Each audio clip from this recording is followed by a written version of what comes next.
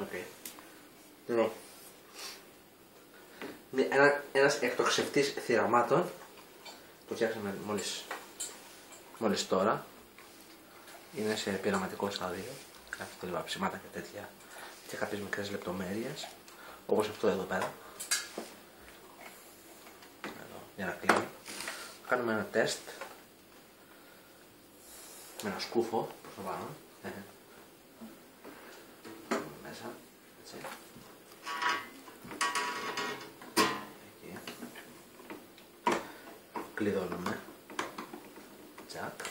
Εδώ. Εδώ σε αυτό το κομμάτι μπορούμε να βάλουμε, να το κάνουμε μια πατέντα αργότερα με τηλεκοντρόλ.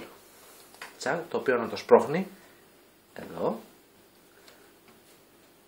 Να απελευθερώνεται αυτός εδώ ο πύρος και να πετάγεται. Πάμε να κάνουμε μια δοκιμή. Μπορεί να σπάσει αυτό το πέρα το κομμάτι γιατί θέλει λίγο, πώς το λέμε. Για πάμε.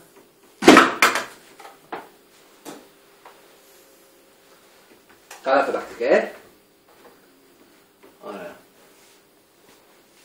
Αυτό είναι. Με μικρά πουλάκια, ορτίκια, πίξο και... Το παίρνει και το περιστέρι μετά. Για ορτίκι είναι μάνα. Εδώ. Ένα μαξιματάκι. Και... θα ακολουθήσει κι άλλο βίντεο μόλις τελειοποιηθεί. Βαφτεί και γίνουν και όλα τα